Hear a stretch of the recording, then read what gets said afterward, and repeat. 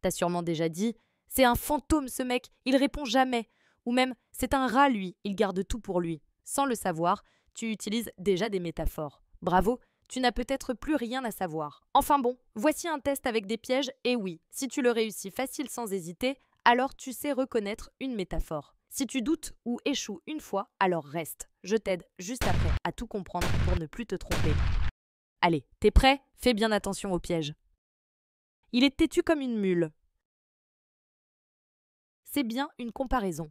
Il y a bien deux éléments avec un mot comparatif comme « Cette femme est une rose aux mille épines ».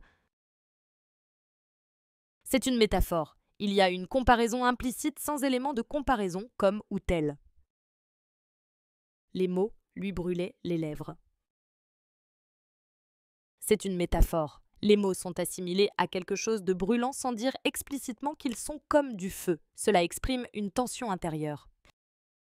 Le vent s'est levé avec colère.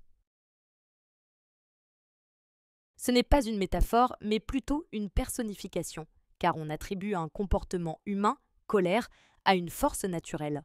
Tu penses avoir bien répondu? Tu es sûr de toi? Reste encore un peu, je vais te montrer comment ne plus jamais te tromper et surtout, comment ne plus jamais perdre de points au bac à cause de cette figure.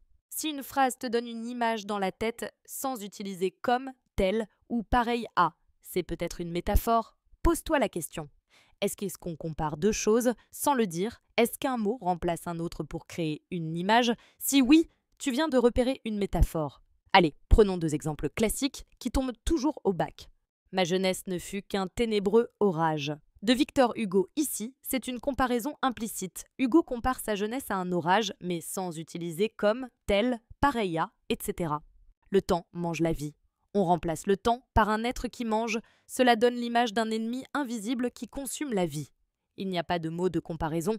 Si t'as aimé cette vidéo et qu'elle t'a aidé, mets un pouce bleu. Commente avec un emoji ou partage-la à une connaissance pour l'aider à réussir. N'oublie pas de t'abonner pour soutenir la chaîne et t'aider à cartonner au bac.